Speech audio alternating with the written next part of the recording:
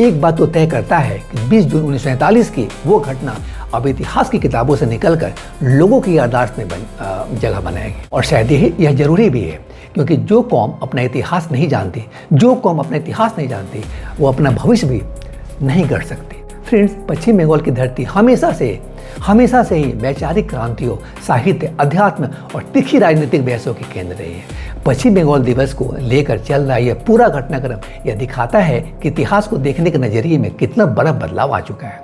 जहां एक पक्ष इसे विभाजन की कड़वी यादों से जोड़कर देखता था, वहीं आज की व्यवस्था इसे इस बात के उत्सव के रूप में मना रही है कि हमारे पूर्वजों ने लड़कर बंगाल के इस हिस्से को भारत माँ की गोद में सुरक्षित रखा था। यह दिन हमें याद दिलाता है कि आज हम जिस स्वतंत्र और सांस्कृतिक रूप से समृद्ध पश्चिम बंगाल को देखते हैं कि उसकी नींव कितनी बड़ी राजनीतिक उथल पुथल और दूरदर्शी फैसलों पर टिकी थी।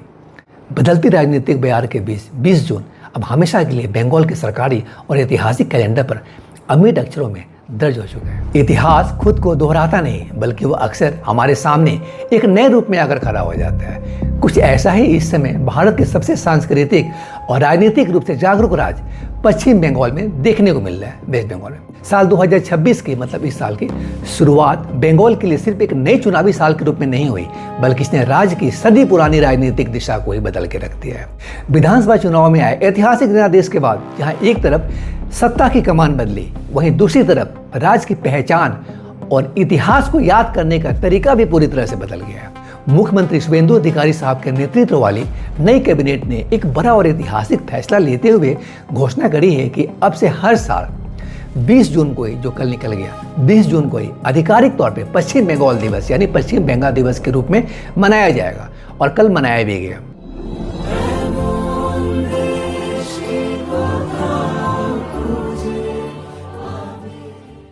फ्रेंड्स, ये सिर्फ एक तारीख का बदलाव नहीं है, बल्कि बंगाल की अस्मिता, विभाजन की त्रासदी और डॉक्टर श्यामा प्रसाद मुखर्जी साहब के उस संघर्ष को दोबारा स्थापित करने की कोशिश है, जिसके कारण आज का पश्चिम बंगाल भारत का एक अभिन्न हिस्सा है।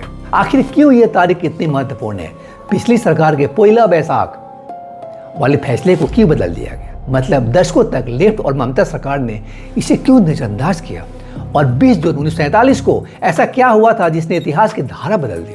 आइए इस वीडियो में पूरे घटनाक्रम को और उसके पीछे की असली कहानी को करीब से समझते हैं। नमस्कार, मैं आशीष शरण और आप देख रहे हैं अंजिप्ट। और अगर आप ये वीडियो फेसबुक पे देख रहे हैं तो फिर आप देख रहे हैं न्यूज अंजिप्ट।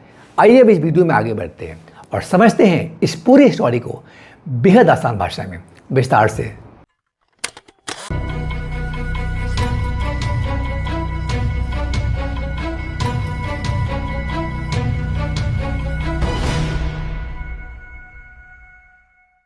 कल्पना कीजिए, साल 1947, आज़ादी का जश्न अभी बाकी है, लेकिन बंगाल में एक अलग ही तूफान उठ खड़ा हुआ है। एक तरफ मोहम्मद अली जिन्ना और मुस्लिम लीग की योजना है कि पूरा बंगाल कलकत्ता समेत पाकिस्तान का हिस्सा बने।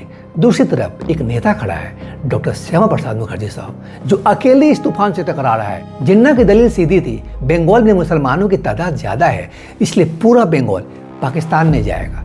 और अगर उस दिन यह हो जाता फ्रेंड्स, तो कोलकाता आज भारत में नहीं होता। रविंद्रनाथ टैगोर की धरती, सुभाष चंद्र बोस की जमीन, वो आज एक अलग देश का हिस्सा होती। लेकिन 20 जून 1947 को कुछ ऐसा हुआ जिसने इतिहास की दिशा पलट दी। जब डॉक्टर श्यामा प्रसाद मुखर्जी ने उसके खिलाफ आवाज उठाई, अप्रैल 1947 में उन्होंने ऐतिहासिक रिजोल्यूशन पास कराया। उन्होंने घोषणा की, पूरा बंगाल पाकिस्तान का हिस्सा नहीं बनेगा। उस दिन बंगाल विधानसभा में 3 ऐतिहासिक वोट हुए और उन्हीं 3 वोटों ने तय किया कि पश्चिम बंगाल भारत का हिस्सा बनेगा। अब दशकों बाद पश्चिम बंगाल में सरकार बदल चुकी है। शुभेंदु अधिकारी साहब के नेतृत्व में बीजेपी सरकार ने एक ऐतिहासिक फैसला लिया है। 20 जून को आधिकारिक रूप से पश्चिम बंगला दिवस यानी पश्चिम बंगाल दिवस के रूप में मनाया जाएगा। पश्चिम बंग दिवस के रूप में हम केवल एक तारीख को याद नहीं कर रहे हैं, हम पूरे इतिहास को याद कर रहे हैं। तो आज अंजिप्ट पे, इस चैनल पे समझते हैं आखिर 20 जून को ही क्यों, उस दिन क्या हुआ था और दशकों तक लेफ्ट और ममता सरकार ने इसे क्यों नजरअंदाज किया। आइए अब समझते हैं आज के इस वीडियो में।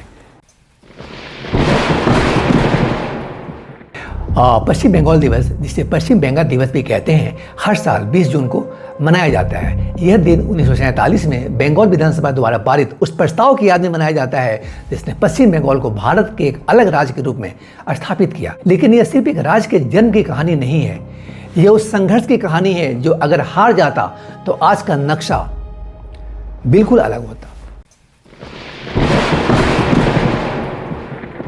फ्रेंड्स, 20 जून 1947 को बंगाल विधानसभा में 3 निर्णायक वोट हुए। पहला, पूरी विधानसभा की संयुक्त बैठक में 126 सदस्यों ने संयुक्त बंगाल को विभाजित न करने और उस स्थिति में नई कंस्टिट्यूएंट असेंबली यानी पाकिस्तान में जाने के पक्ष में मतदान किया, जबकि 90 ने भारत के साथ रहने का समर्थन किया। दूसरा, मुस्लिम बहुल इलाकों के विधायकों ने 106 बनाम 35 से बंगाल को एकजुट रखने यानी पाकिस्तान जाने के पक्ष में वोट दिया। और तीसरे और सबसे अहम वोट में हिंदू बहुल पश्चिमी बंगाल के विधायकों ने 58 बनाम 21 से बंगाल के विभाजन के पक्ष में यानी भारत के साथ रहने के पक्ष में मतदान किया। फ्रेंड्स, माउंटबेटन योजना के तहत विधानसभा के किसी भी एक हिस्से में विभाजन के पक्ष में बहुमत मिलने पर प्रांत का विभाजन तय हो जाता। इस तरह 20 जून के नतीजे ने बंगाल के विभाजन का रास्ता साफ किया और पश्चिम बंगाल भारत का जबकि पूर्वी बंगाल पाकिस्तान का हिस्सा बना।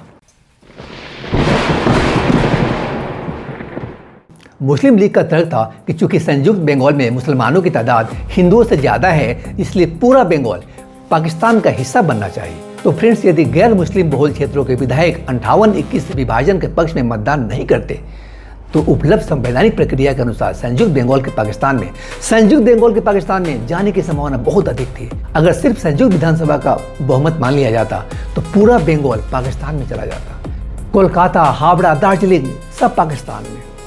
यह सोचकर भी रोंगटे खड़े हो जाते हैं।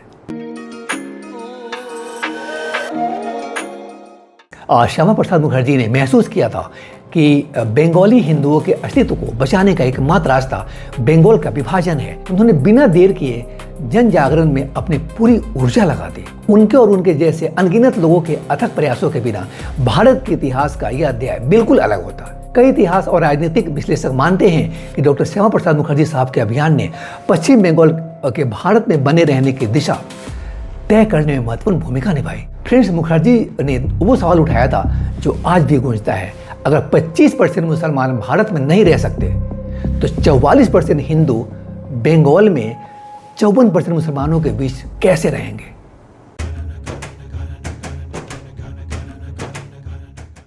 शुभेंदु अधिकारी के नेतृत्व में पश्चिम बंगाल सरकार ने 20 जून को आधिकारिक रूप से पश्चिम बंगाल दिवस बनाने का ऐलान किया है। सरकार ने कहा है कि यह अवसर राज्य के सभी जिला मुख्यालयों और शैक्षणिक संस्थानों में बंगाल की समृद्ध सांस्कृतिक विरासत, इतिहास और परंपराओं के उत्सव के रूप में मनाया जाएगा। 10 जून को जारी सरकारी आदेश में कहा गया फ्रेंड्स कि इसका मूल उद्देश्य बंगाल के इतिहास और बंगाल विभाजन के बारे में जन जागरूकता बनाए रखना है।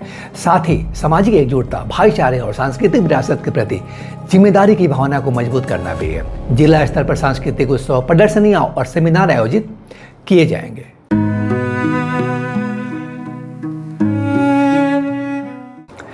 यह सवाल जरूरी है। दशकों तक वामपंथी सरकारों और बाद में ममता बनर्जी की सरकार ने 20 जून को पश्चिम बंगाल के स्थापना दिवस के रूप में मान्यता देने का विरोध किया। इसके ऐतिहासिक महत्व के बावजूद फ्रेंड्स मना किया गया। फ्रेंड्स, दरअसल लेफ्ट और टीएमसी का कहना रहा है कि 20 जून बंगाल विभाजन की दर्दनाक याद दिलाता है, इसलिए इसे स्थापना दिवस के रूप में नहीं मनाया जाना चाहिए। वहीं बीजेपी का मानना है कि यही वो दिन है जिसने पश्चिम बंगाल को भारत में बनाए रखा। 20 जून यह सिर्फ एक तारीख नहीं है, ये उन 58 विधायकों के साहस की तारीख है जिन्होंने भारत के साथ खड़े रहने का फैसला किया।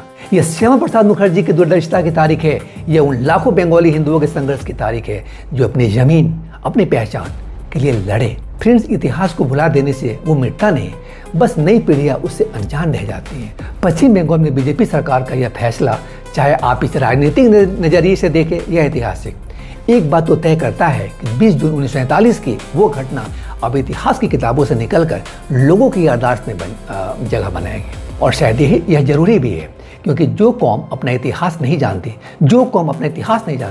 वो अपना भविष्य भी नहीं गढ़ सकती। फ्रेंड्स, पश्चिम बंगाल की धरती हमेशा से ही वैचारिक क्रांतियों, साहित्य, अध्यात्म और तीखी राजनीतिक बहसों की केंद्र रही है। पश्चिम बंगाल दिवस को लेकर चल रहा यह पूरा घटनाक्रम यह दिखाता है कि इतिहास को देखने के नजरिए में कितना बड़ा बदलाव आ चुका है। जहां एक पक्ष इसे विभाजन की कड़वी यादों से जोड़कर देखता था, वहीं आज की व्यवस्था इसे इस बात के उत्सव के रूप में मना रही है कि हमारे पूर्वजों ने लड़कर बंगाल के इस हिस्से को भारत माँ की गोद में सुरक्षित रखा था। यह दिन हमें याद दिलाता है कि आज हम जिस स्वतंत्र और सांस्कृतिक रूप से समृद्ध पश्चिम बंगाल को देखते हैं कि उसकी नींव कितनी बड़ी राजनीतिक उथल पुथल और दूरदर्शी फैसलों पर टिकी थी। बदलती राजनीतिक बयार के बीच 20 जून अब हमेशा के लिए बंगाल के सरकारी और ऐतिहासिक कैलेंडर पर अमिट अक्षरों में दर्ज हो चुका है। आपको क्या लगता है, क्या राज्य स्थापना दिवस को इतिहास की वास्तविक तारीख यानी 20 जून को मनाना सही फैसला है? अपनी राय कमेंट सेक्शन में जरूर साझा करिए, शेयर करिए, बताइए हमें। फ्रेंड्स, यह था आज का अनजिप्ड। अगर ये वीडियो आपको जरूरी लगा तो इसे उन लोगों तक पहुंचाइए जो इतिहास के इस परत से अभी तक अनजान है। मैं आशीष शरण और आप देख रहे थे अनजिप्ड। और अगर आप ये वीडियो फेसबुक पे हैं और देख रहे थे तो फिर आप देख रहे थे न्यूज़ अनजिप्ड। मिलते हैं फिर अगले वीडियो में किसी और स्टोरी को अनजिप्ड करते हुए, वो भी बेहद आसान भाषा में विस्तार से। Till then stay informed, stay ahead. Thank you.